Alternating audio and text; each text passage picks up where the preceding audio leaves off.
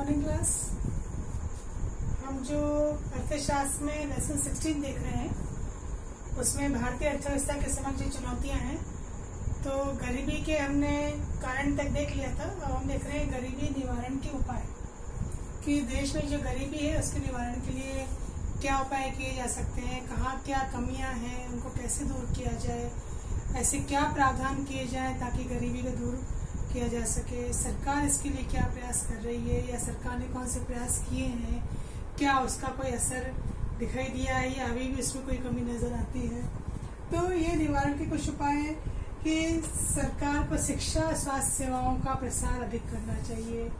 ठीक है, लोग शिक्षित होंगे तो उनके लिए रोजगार के अवसर खुलेंगे, विकास के रास्ते आगे होंगे, अवसरों की उपलब्धता होगी, स्वास्थ्य सेवाएं अच्छी बेहतर होंगी तो व्यक्ति अच्छा स्वास्थ्य होगा तो देश के विकास में योगदान दे सकता है।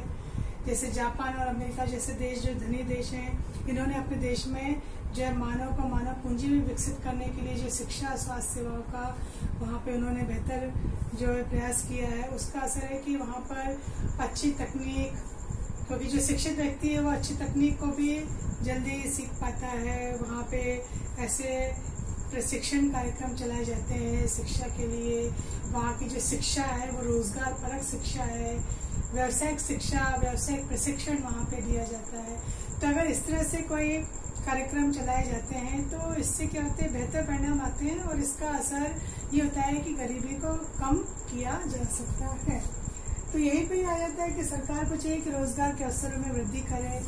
सरकार ऐसे उद्योगों की स्थापना करे जहाँ पे लोगों को रोजगार मिले, चाहे शिक्षित हो या अशिक्षित हो। ठीक है, जो अशिक्षित हैं उनके लिए ऐसे प्रशिक्षण कार्यक्रम, सरकार इसके लिए रोजगार कार्यक्रम चला रही है। कौशल विकास जो मिशन वो चलाए जा रहे हैं ताकि युवाओं को सीखे रोजगार के प्रति जो है आगे बढ़ने के मौके मिले। शिक्षा के लिए प्रावधान किए जा रहे हैं कि ऐसी तकनीकी शिक्षा दी जाए जो उनको रोजगार दे सके ताकि वो अपना स्वरोजगार जो है उसकी ओर उन्मुख हो सके और ऐसे प्रशिक्षण पा करके वो अपना जीवन यापन कर सके।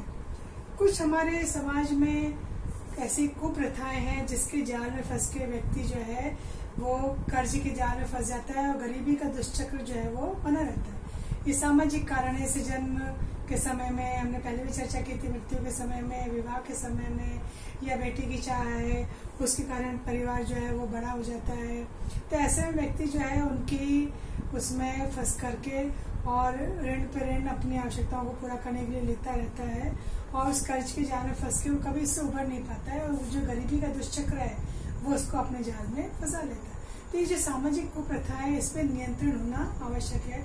इसके लिए व्यक्ति को ही, समाज को ही आगे बढ़ना होगा और ऐसी कुप्रथाओं पर रोक लगानी चाहिए। लोगों को परिवार के, छोटे परिवार के लाभ बताए जाएं तो उससे भी क्या है, अगर जनसंख्या में भी परिवार के आकार को भी अगर सीमित किया जाए तो उससे भी जो है गरीबी पे नियंत्रण पाया जा सकता है।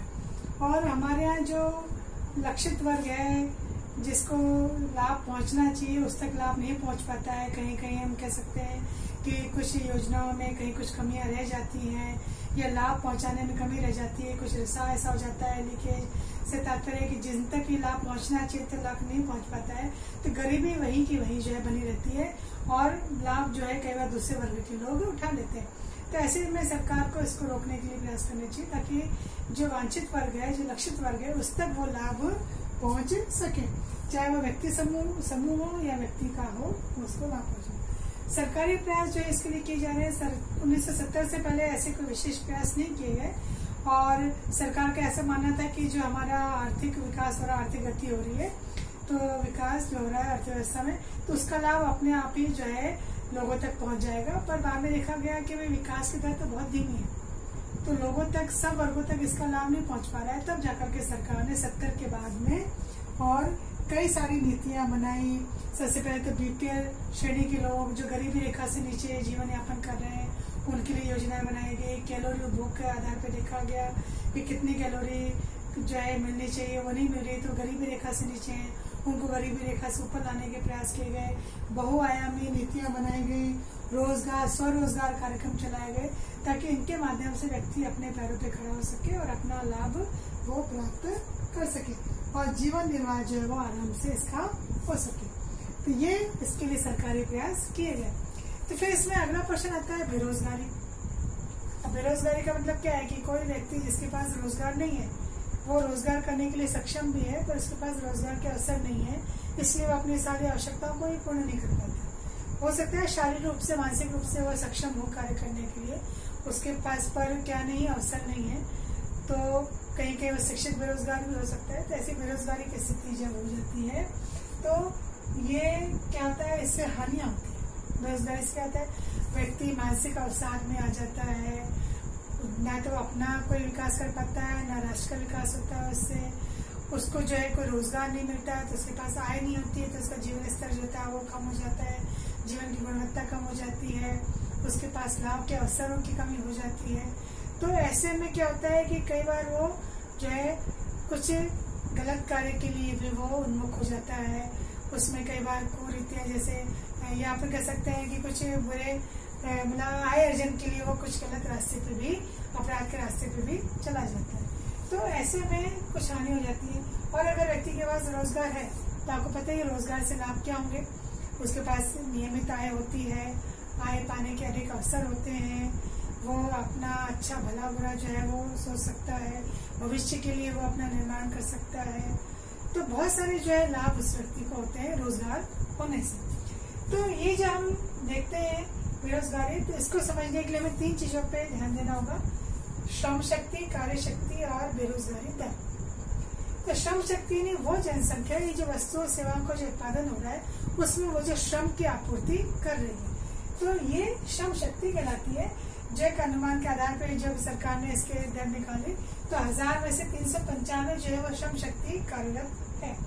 कार्य शक्ति कि ये जो लोग हम कह रहे हैं श्रम शक्ति में जो लगे हुए हैं, श्रम प्रदान कर रहे हैं, तो वो लोग, अच्छा ये ऊपर वाले में तो क्या है, इसमें बेरोजगार रोजगार दोनों ही शामिल है और इसमें श्रम शक्ति का वो भाग है जो रोजगार में शामिल है। कार्य शक्ति हम कह रहे हैं, कार्य कर रहे हैं, तो इनकी कितनी संख्या है, 386,000 में इसका अनुमान निकाला गया।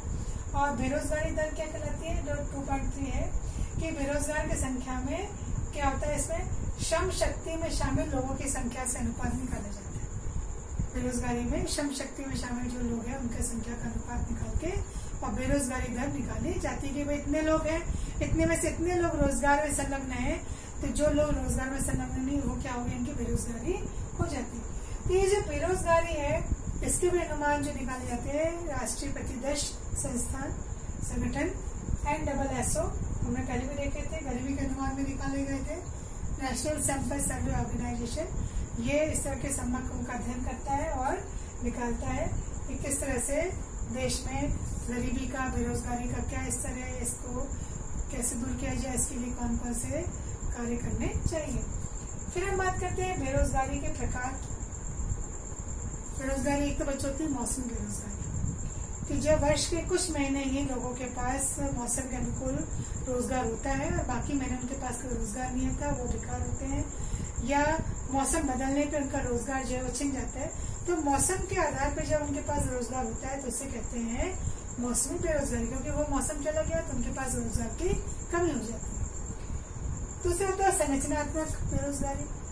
जैसे हमने बात की थी कि 3 क्षेत्रक हैं, तो प्रारंभिक समय में हम देखते थे लोगों का रुझान प्राथमिक क्षेत्रक में ज्यादा था, तो जब कारखाने खुलने लगे तो लोगों का रुझान कहाँ हो गया नौकरी के लिए, द्वितीय क्षेत्रक में। फिर तृतीय क्षेत्रक जो है उसका महत्व बढ़ता जा रहा है। तो ये जो देश की अर्थव्यवस्था में तीनों क्षेत्रकों का जो अलग अलग संरचना में योगदान है, तो उसमें उसके आधार पे क्या हो जाती है, जो बेरोजगारी आती है, संरचना में जो परिवर्तन होते हैं उसे संरचनात्मक बेरोजगारी कहते हैं।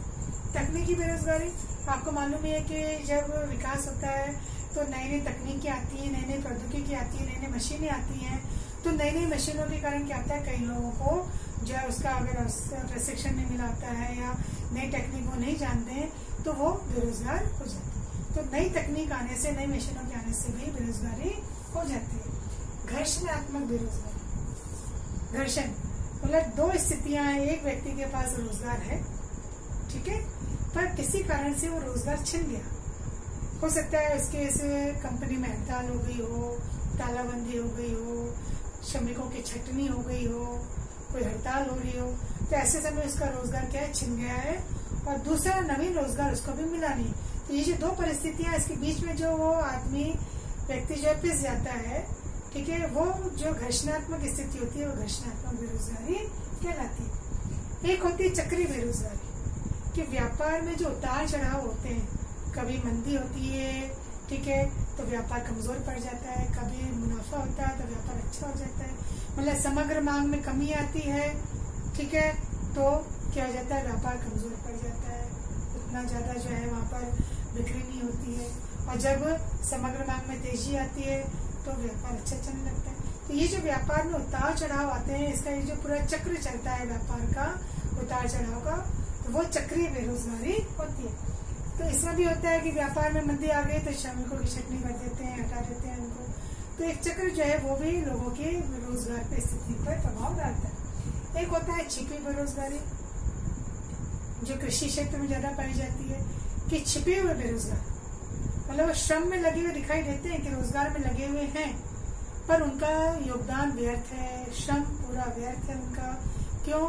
क्योंकि उस श्रम से कोई उत्पादन में सहारा नहीं मिल रहा है। एक जगह केवल 2 लोगों की आवश्यकता है खेत में, वहाँ परिवार के 5 लोग लगे हैं, तो वो जो 3 लोग लगे हैं वो क्या है, बेरोजगार, छिपे हुए। अगर उन तीनों को कहीं और कहीं संलग्न कर दिया जाए कार्य में, तो वो वहाँ पे रोजगार में कहलाएंगे और इनसे उनको आय में भी बढ़ोतरी हो जाएगी। तो इस प्रकार से जो है ये अपने हम कह सकते हैं कि बेरोजगारी के प्रकार है। फिर हम यहाँ पे आगे चर्चा करते हैं कि बेरोजगारी के कारण क्या है, देश में बेरोजगारी के कारण क्या है। जैसे अभी हमने गरीबी के कारण देखे थे, तो बेरोजगारी के कारण क्या है कि हमारे यहाँ पर ऐसी कोई भी शिक्षा नहीं है। जैसे कई देशों में बचपन से ही कुछ ऐसी शिक्षा दी जाती है कि व्यक्ति रोजगार की ओर उन्मुख होता है, या उसको ऐसा प्रशिक्षण वाला रोजगार दिया जाता है कि जब अपनी पढ़ाई पूरी करता है तो उसके पास रोजगार का अभाव नहीं होता है, वो प्रशिक्षण प्राप्त किए रहता है, तो उसको आराम से स्वरोजगार या कहीं अच्छी संस्थान में नौकरी मिल जाती है। तो हमारे यहाँ पर ऐसी रोजगार परक शिक्षा या प्रशिक्षण का अभाव है। फिर बढ़ती जनसंख्या तो एक सबसे बड़ा कारण है ही, जनसंख्या जो बढ़ती जाती है तो पूरी तरह से वो अपने परिवार की जरूरतों को पूरा करने में, या वो सरकार जो है उसको जो है जनसंख्या जो है उसके इसमें वो कार्य में लगी होती है, और सरकार द्वारा जितनी भी योजनाएं चलाई जाती है वो सब कमजोर पड़ जाती है, क्योंकि इतनी मात्रा में क्या हो जाती है, जनसंख्या में वृद्धि हो जाती है। तो इसके लिए और रोजगार के सृजन की आवश्यकता हो जाती है। फिर तकनीक इतनी अपने उपयोगी नहीं, अनुपयुक्त है, और इसके लिए भारत में ऐसी नई आधुनिक तकनीक लाना आवश्यक है जिससे क्या हो कि अधिक से अधिक जनसंख्या तो है, उस विशाल जनसंख्या को, श्रम शक्ति को उपयोग में लाया जा सके। कृषि का पिछड़ापन अभी भी हमारे यहाँ पर अगर अपन विदेशों से तुलना करें तो कृषि की तकनीक अभी भी पुरानी, वही पुराने तरीकों से खेती हो रही है। तो ये क्या है, कृषि का पिछड़ापन है। आधुनिक कहीं कहीं मशीनें नहीं है या प्रशिक्षण का अभाव है। तो इससे क्या होता है कि कृषि क्षेत्र में जो विशाल जनसंख्या लगी हुई है उससे वो ज्यादा योगदान नहीं दे पाती, क्योंकि कृषि क्या है, पिछड़ापन है, तो जीडीपी में इसका योगदान क्या हो जाता है, कम हो जाता है। फिर रोजगार विहीन जो आर्थिक विकास है, तो हमारे यहाँ जो है संरचना में जो चेंजेस होते जा रहे हैं, और विकास में सेवा क्षेत्र का योगदान ज्यादा है, और कृषि उद्योगों की तुलना में अगर अपन देखते हैं कि रोजगार की गहनता हालांकि कम होती है, कृषि क्षेत्र में लोग दिख तो रहे हैं काम करते हुए, पर वो बेरोजगार होते हैं, और यहाँ पे इसका जीडीपी में योगदान कम है, पर यहाँ पे श्रमिक जो है वो आधे लगे हुए होते हैं। फिर राजनीतिक इच्छा शक्ति का अभाव है, सरकार के जो कार्यक्रम हैं, जो नियोजन कार्यक्रम हैं, वो पूरे नहीं पढ़ पाते हैं, जिसके कारण क्या होता है कि बेरोजगारी निवारण के कार्यक्रम अगर चलाए जाएं तो उनमें सामंजस्य नहीं होता है, कई बार लोगों तक वो सुविधाएं नहीं पहुंच पाती हैं। तो इसके लिए सरकार को चाहिए कि लक्षित वर्गों तक, वांछित वर्गों तक ये लाभ पहुंच सके। और फिर बेरोजगारी निवारण के लिए सरकार के द्वारा कई सारी योजना, आपने देखा होगा नरेगा, मनरेगा योजनाएं, ताकि लोगों को ज्यादा से ज्यादा उनके क्षेत्र में ही रोजगार मिल जाए, उन्हें कहीं बाहर जाने की आवश्यकता नहीं मिले। तो इसके लिए सरकार के द्वारा मजदूरी स्वरोजगार कार्यक्रम चलाए जा रहे हैं, शिक्षा को रोजगार परक बनाया जा रहा है, और श्रमिकों में और उनकी खपत ज्यादा करने के लिए श्रम के उद्योगों की वृद्धि दर में तेजी की जा रही है। और मेक इन इंडिया वाला प्रोग्राम तो आपको मालूम ही है, ताकि जो है उद्योगों में अधिक से अधिक जो है कार्य किया जाए, ज्यादा से ज्यादा उत्पादन हो, स्वरोजगार के लिए स्वदेशी की अवधारणा को प्रोत्साहन मिले, ताकि क्या होगा कि देश का श्रम जो है उसका पूरा यहाँ पर जो है फायदा उठाया जा सके। कुशल नियोजन की आवश्यकता है, जो अपने युवा लोग हैं उनका नियोजन आसानी से हो सके, उनको रोजगार मिल सके। इसके लिए सरकार क्या कर रही है, बहुत सारे प्रयास कर रही है और उसकी कोशिशें जो हैं वो युवाओं को आगे बढ़ाने के लिए, या हमारी जो जनसंख्या है उसका ज्यादा से ज्यादा जो है योगदान मिल सके श्रम के रूप में, कार्य के रूप में, तो सरकार इसके लिए बहुत सारी कोशिशों को कर रही है। उसके जो सरकारी प्रयास हैं उनका असर क्या होता है, फिर वो देश के वृद्धि में, उद्योगों की वृद्धि में, अर्थव्यवस्था में दिखाई देता है। तो यहाँ पे बच्चा आज हमने गरीबी और बेरोजगारी के बारे में